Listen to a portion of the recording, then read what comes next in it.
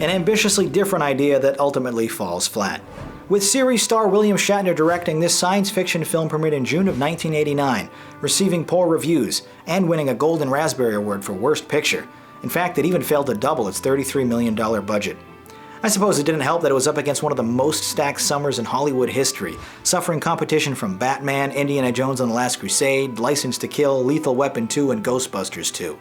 And you thought sequelitis was a new thing. Fresh off his demotion back to captain, Kirk and his crew must deal with Spock's long-lost half-brother who hijacks the Enterprise in an obsessive search for God who lies at the center of the galaxy. The PG-rated plot is handled well enough, but there's just something about secret relatives and confronting the Almighty himself that feels very soap opera-esque and unrealistic.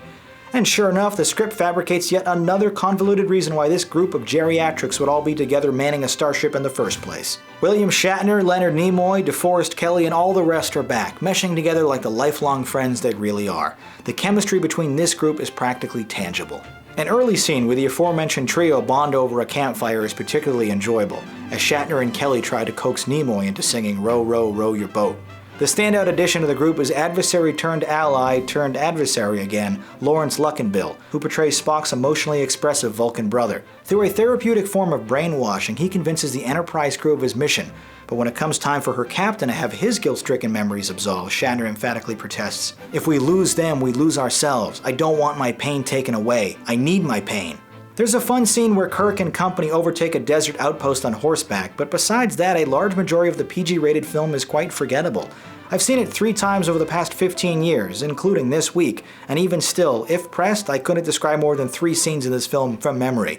There are a couple of narrow escapes involving anti-gravity boots though, which I guess are kinda neat. It appears we're too heavy. Must be all those marshmallows. Spock, the booster rockets. If I activate them now, Captain, we'll be propelled upward at an unpredictable rate.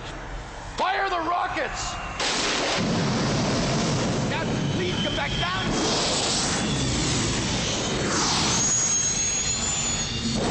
It's the 3! Oh!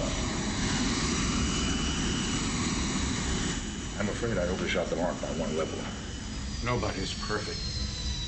With hardly any struggle or conflict at all, the group finally reached the magical God planet at the center of the galaxy, but it's just another boring-looking desert where someone forgot to set the white balance correctly. The unconventional story sort of plods along without any clear antagonist, instead opting for more existential themes and ideas. It's the kind of concept that would have served as an above-average episode of the TV show, but as a 106-minute film, it just isn't particularly exciting.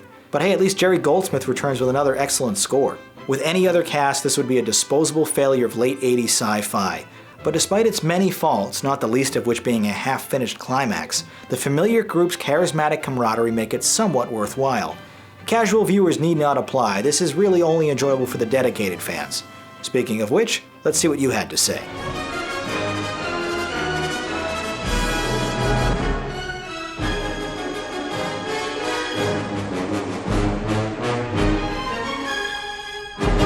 You were pretty harsh on this one, calling it a silly, overdeveloped failure, with a final score of meh.